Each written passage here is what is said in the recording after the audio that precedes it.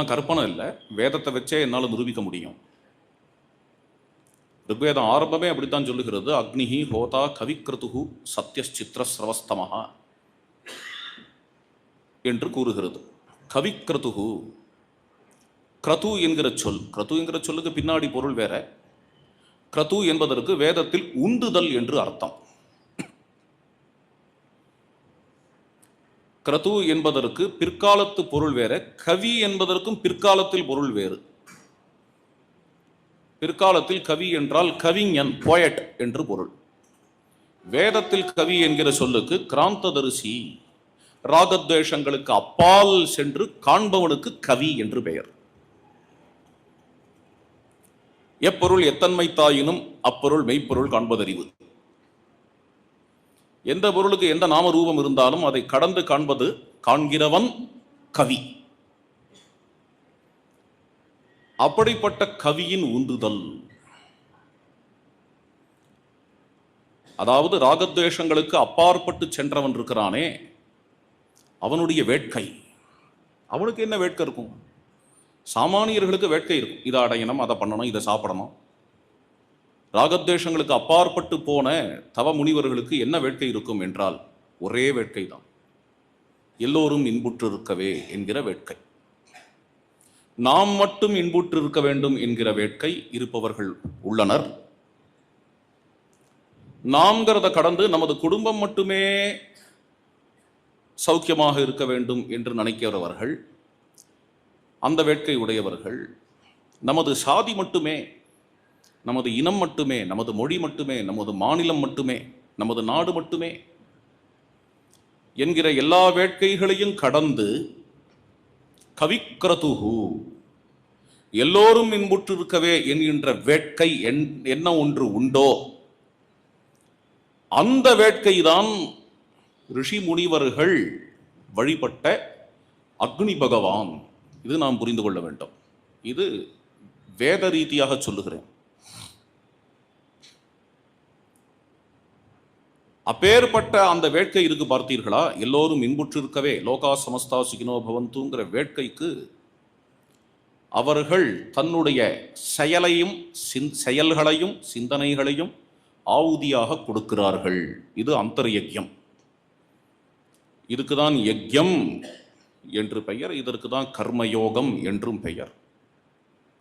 அதனால்தான் கண்ணபிரான் கீதையில் யஜ்யத்தையும் கர்மயோகத்தையும் சேர்த்து சொல்லுகிறார். இது கண்ணன் புதிதாக கண்டுபிடித்தது அல்ல. அவ்வாறு யாராவது நினைத்து கொண்டு விட போகிறார்களேங்கிறதுனாலேயே இதற்கு ஒரு பெரிய பரம்பரையை கூறுகிறார். மனுகு இக்ஷாகவே அப்ரவீத்து, விவஸ்வானு மனவேப்ராக என்றெல்லாம் கூறுகிறார். எதை காட்டுகிறது என்றால், வேதத்திலேயே யஜ்யம் என்பதற்கு அதுதான் பொருள். நேற்றைய தினம் ஒரு மந்திரத்தை சொன்னேன். மித்ரஸ்யாகம் சக்ஷுஷா சர்வாணி பூதானி சமீட்சே. அன்பு கண்ணோடு உலகத்தில் எல்லோரையும் காண்போமாக. அந்த அன்பு கண்ணோட கண்டு எல்லோரும் க்ஷேமமாக இருக்க வேண்டும், எல்லோரும் நலமாக இருக்க வேண்டும் என்கிற வேட்கையோடு கூட கிளம்பினோம் என்றால் அதுதான் அந்தர்யாகம், உள்ளே நடக்கக்கூடிய வேள்வி. ஆக அக்னி என்பது ஒரு வேட்கையாக இருக்கிறது. அந்த காரணத்தினாலேயே கூட வேள்விக்கு வேள்வி என்கின்ற பெயர் வந்தது என வேர்ச்சொல்லை கண்டால் நமக்கு புரியும். அது வேட்டல், வேள்வி, வேள், முருகவேள், இது எல்லாம் பரியாய பதம். இது எல்லாம் சினானிமஸ். நான் மட்டும் அடிச்சு விடல, தெரிஞ்சுதான் சொல்றேன். என்ன அடிப்படையில் ஆழ்ந்து நம்முடைய உள்ளத்திலிருந்து வரக்கூடிய வேட்கை, உலகம் உவப்ப இருத்தல் என்கிற வேட்கை. அந்த வேட்கை தான் தீ, அக்னி. அதே அக்னிதான் முருகப்பெருமான். அதே அக்னிக்கு தான் வேதத்தில் ஸ்கந்தன் என்று பெயர். வேதத்தில், ரிக்வேதத்தில் திருணஸ்கந்தஸ்ய, ரிக்வேதத்தில் மந்திரம் இருக்கிறது. ஸ்கந்தன் என்கிற சொல்லுக்கும் உந்துதல் என்று பொருள். ஸ்கந்தன் வேறு கந்தன் வேறு என்றெல்லாம் நாம் கனவு காண முடியாது.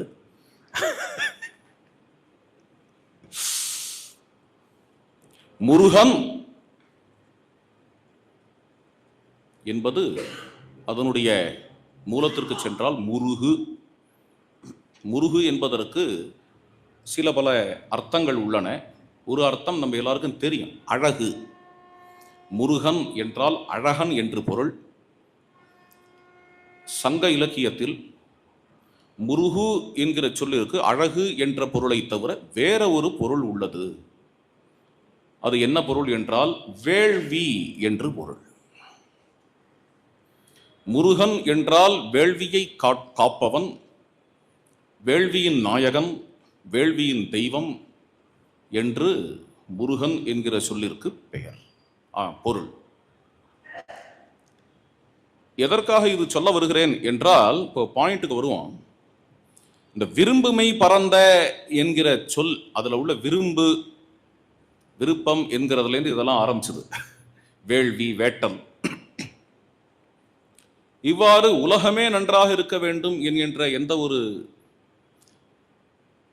ஒரு வேட்கை உள்ளதோ அதை அடிப்படையாக கொண்டு அக்னி பகவானுக்கு நாம் தரும் ஆகுதி இது வரைக்கும் ஒரு விதமா போச்சா? இதுக்கு மேலதான் இன்ட்ரெஸ்டிங்கான பாயிண்டே இருக்கு. அடுத்த ஸ்டான்ஸா போலாம். வருணர் வரையார் வாரவேண்டி விருந்து கண்மாறாது உணிய பாசவர் ஊனத்து அழித்த வால் நின கொழுங்குறை குய்யிடு தோறும் ஆனாது ஆர்ப்ப கடல் ஒலி கொண்டு செழுநகர் வரைப்பின் நடுவன் எழுந்த அடுனை ஆவுதி இரண்டுடன் கமழும் நாற்றமொடு வானத்து நிலை பெரு கடவுளும் விழைத்தக பேணி.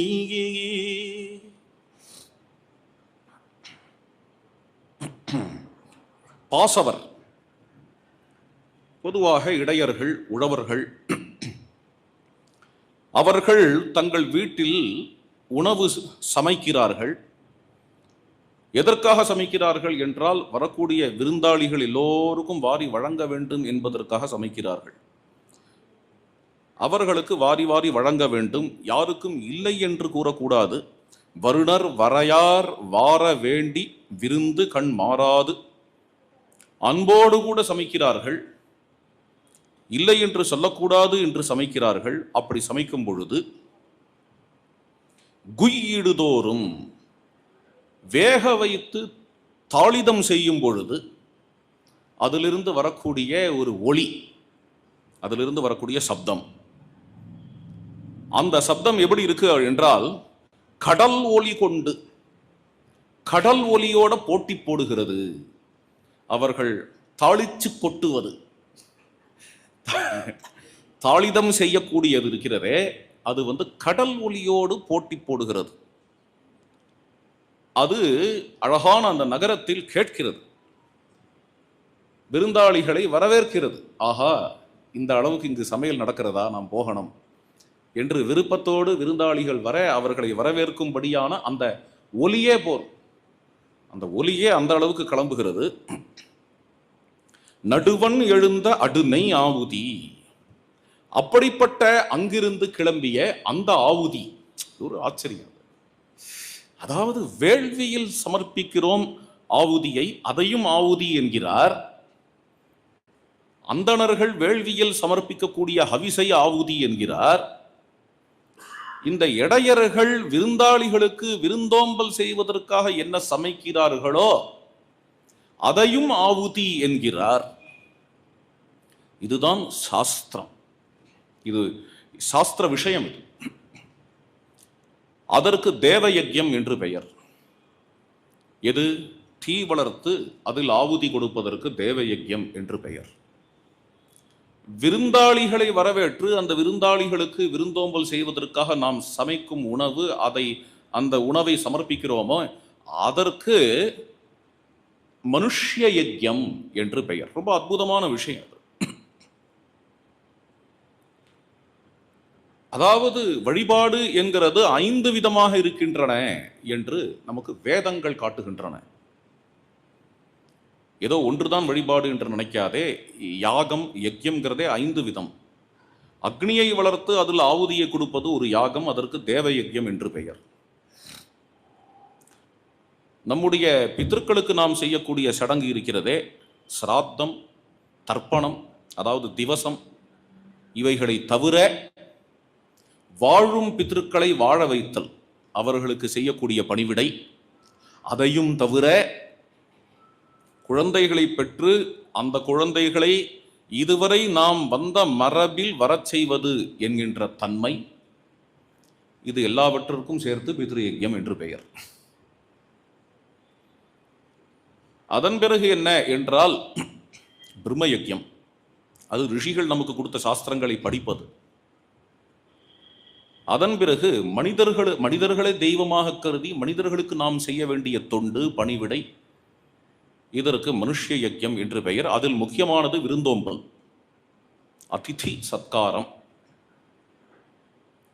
அதன் பிறகு மனிதர்களை தவிர மற்ற உயிர்கள், அதில் ஆடு மாடு முதலிய விலங்குகளும் அடக்கம், பறவைகளும் அடக்கம், இந்த கிருமிகளும் அடக்கம், இன்செக்ட்ஸ், இதை தவிர செடி கொடிகளும் அடக்கம். இவைகளுக்காக நாம் செய்யக்கூடிய சேவை, அவைகளுக்கு நாம் கொடுக்கக்கூடிய உணவு, இதற்கு பூத யஜ்யம் என்று பெயர். இந்த 5 விதமான யஜ்யங்களும் ஒரு மனிதன் செய்தே ஆக வேண்டும் என்று சாஸ்திரங்கள் சொல்லுகின்றன. அதாவது இவன் செய்யாமல் இருப்பது தவறு. ஒரு மனுஷ யஜ்யம் என்கிறதோ ஏதோ கோயிலுக்கு போனேன் வந்தேன்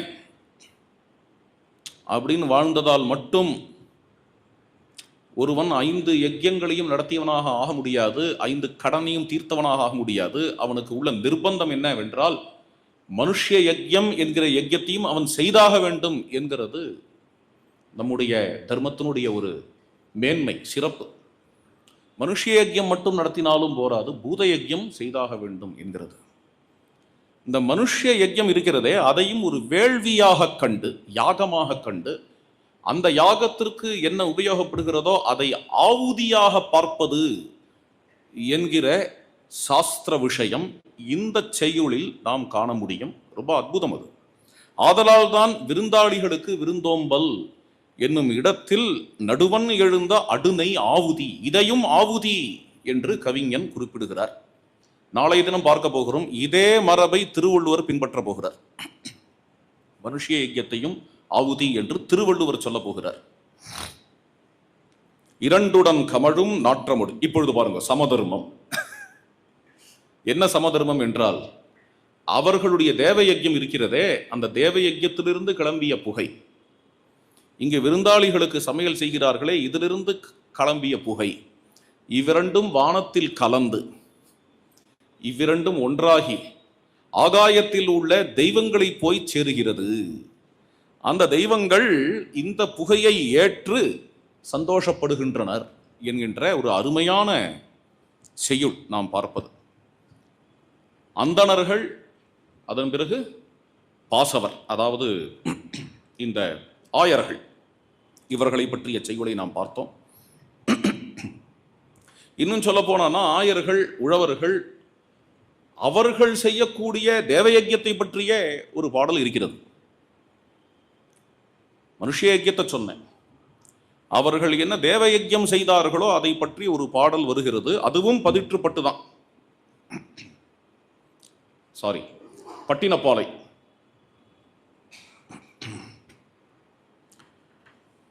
ரொம்ப அருமையான பாடல் இது. இது 199வது வரி பட்டினப்பாலையில். கொலை கடிந்தும் களவு நீக்கியும் அமர், இது உழவர்களை பற்றிய பாடல். அமர் அமரர் பேணியும் ஆவுதி அருந்தியும் நல் ஆணோடு பகடு ஓம்பியும் பண்ணியம் அட்டியும் பசும் பதம் கொடுத்தும் புண்ணியம் முட்டா தன் நிழல் வாழ்க்கை கொடுமேழி நசை உழவர் என்று இந்த பாடல். இந்த பாடலில் மிகவும் அழகாக வருகிறது. இந்த உழவர்கள் எப்படிப்பட்ட உழவர்கள் என்றால், இவர்கள் கொலை முதலிய கிரைம்ஸ் அவைகளை தவிர்த்தவர்கள், கொலை கடிந்தும், திருட்டு முதலியவைகள் இல்லாதவர்கள், களவு நீக்கியும். அடுத்தது அமரர் பேணியும் என்கிறது, தேவர்களை போற்றக்கூடியவர்கள், தெய்வங்களை வழிபடக்கூடியவர்கள், தெய்வங்களை வழிபடுவதற்காக ஆவுதி அருந்தியும், யஜ்ய பிரசாதமான ஆவுதியை உட்கொள்ளக்கூடியவர்கள், அல்லது அந்த தெய்வங்களுக்கு ஆவுதியை சமர்ப்பிக்கக்கூடியவர்கள். இப்படிப்பட்ட இந்த உழவர்கள் நான்மறையார் புகழ் பரப்பியும், நான்மறையாரின் புகழை உலகத்திற்கு பரப்பக்கூடியவர்கள். அவர்கள் எந்த ஒரு பசுக்காத்தல் பயிரிடுதல் செய்கிறார்களோ அதை கொண்டு நன்கு நீதிமுறையாக வியாபாரம் செய்யக்கூடியவர்கள். பண்ணியம் அட்டியும் பசும் பதம் கொடுத்தும் வாரி வழங்கக்கூடியவர்கள். இவ்வாறாக ஏராளமான புண்ணியங்கள் செய்தவர்கள். புண்ணியம் முட்டா தன் நிழல் வாழ்க்கை. இந்த புண்ணியங்களால் அவர்கள் உள்ளத்தில் திருப்தியை கொண்டு நிழல் வாழ்க்கை வாழ்பவர்கள். நிழல் வாழ்க்கை என்கிறது நெகட்டிவாக சொல்லப்படலை. நிழல்னா மாயை என்கின்ற பொருள் ஒன்று எடுத்துக்கொள்வார்கள். அப்படி இல்லைங்க. நிழல் வாழ்க்கை என்கிறது வால்மீகி சொன்ன மாதிரி பாதச்சாயா சுகாபர்த்துகு தாதிருசஸ்ய மகாத்மனஹா, எம்பெருமானுடைய திருவடியின் நிழலில் வாழ்பவர்கள் என்கிற மாதிரி இவ்வளவு பெரிய வெப்பம் எல்லாவிடத்திலும் இருக்கும் பொழுது ஒரு நிழல் வாழ்க்கை என்கிறது ஒரு குளிர்ச்சியான வாழ்க்கை. அதுதான் இங்கே பொருள். அந்த குளிர்ச்சியான வாழ்க்கையை வாழக்கூடியவர்கள் தன் நிழல் வாழ்க்கை. இப்படிப்பட்ட கொடுமேழி நசை உழவர் என்று இந்த உழவரை பற்றி ரொம்ப அழகான இந்த பாடலை பார்க்கும் பொழுதே மகாபாரதத்தில் சாந்தி பருவத்தில் உள்ள ஒரு ஸ்லோகம் 189வது அத்தியாயத்தில் 6வது ஸ்லோகம் நினைவுக்கு வருகிறது.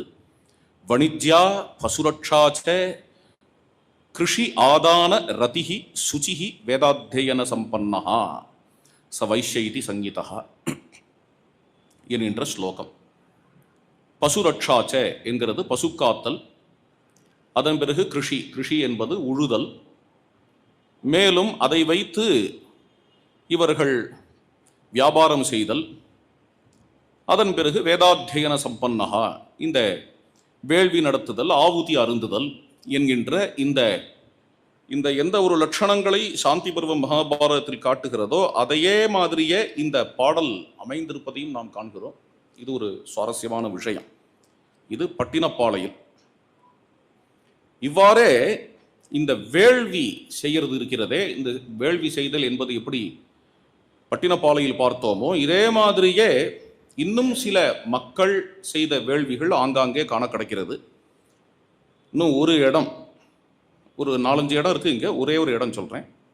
மதுரை காஞ்சியில் வரக்கூடிய ஆவுதி மண்ணி அவிர் துகில் முடித்து மா விசும்பு வழங்கும் பெரியோர் போல நன்றும் தீதும் கண்டு ஆய்ந்து அடக்கி அன்பும் அரணும் ஒழியாது காத்து பழி ஒரியி உயர்ந்து பாய் புகழ் நிறைந்த செம்மை சான்ற காவிதி மாக்களும் என்கின்ற பாடல். இது மதுரை காஞ்சியில் 494வது வரி. இங்க ஆவுதி மண்ணி என்று ஆரம்பிக்கிறார். ஆவுதிகளை அளிக்கக்கூடிய அவிர்த்துகில் முடிந்து மா விசும்பு வழங்கும் பெரியோர் போல நன்றும் தீதும் கண்டு ஆய்ந்து, எது நன்று எது தீது என்று கண்டு ஆய்ந்ததோடு மட்டுமல்லாமல் புலன்களை அடக்கி அன்பும் அரணும் எப்பொழுதும் காத்தவர்களான இந்த செம்மை சான்ற காவிதி மாக்கள், இந்த காவிதி மக்கள் என்று ஒரு மக்களை இங்கு குறிப்பிடுகிறார். இதெல்லாம் ஒரு பக்கம் இருக்க, மன்னர்கள் செய்த வேள்வி, அது சில பல இடங்களில் பற்பல இடங்களில் சங்க இலக்கியத்தில் நமக்கு காண கிடைக்கும். அது மாதிரியான ஒரு வேள்வி இதுவும் மதுரை காஞ்சி 759வது வரி. இதில் ஒரு மிகப்பெரிய பாண்டிய மன்னனை குறிப்பிடுகிறார். அவர் செய்த வேள்வியை பற்றியும் சொல்லுகிறார். பல்சாலை முதுகுடுமியின் நல் வேள்வி துறை போகிய என்று. இது பல்யாகசாலை, பாண்டியன் பல்யாகசாலை முதுகுடுமி பெருவிழுதி என்கின்ற ஒரு மாமன்னன். அந்த மாமன்னனுடைய வேள்வியை பற்றி இங்க சொல்லுகிறார். நாங்கள்லாம் காலேஜ் படிக்கிற காலம். அந்த சமயத்தில் பொதுவாக நம்ம மட்டும் வித்தியாசமாக தெரிகிறோம் இல்லையா? அதனால சில பேர், இந்த லாஸ்ட் பெஞ்சுக்காரங்க சில பேர் பரிகாசம் பண்ணுறது உண்டு. டை சிண்டா குடுமி, அது மாதிரிலாம் பரிகாசம் பண்ணுவார்கள்.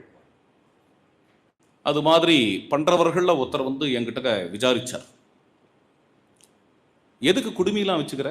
ஜஸ்ட் ஃபார் நோயிங் பர்பஸ், தெரிஞ்சுக்கணுங்கிறதுக்காக தான். எதுக்கு நீங்கள்லாம் குடுமிலாம் வச்சுக்கிறீங்க அப்படின்னு கேட்டார். அன்னைக்கு எனக்கு இதெல்லாம் நான் படித்ததில்லை. ஆனால் சொன்னேன், எதுக்கு வச்சுக்கிறீங்கன்னு. உடனடியாக நான் சொன்ன பதில் என்ன என்றால், குடுமி வைத்துக் கொள்ளுதல் என்பது தமிழர்கள் பண்பாடு, அதற்காக வைத்துக் கொள்ளுகிறேன் என்று பதில் சொன்னேன். இந்த மன்னனுடைய பெயர் திடீர்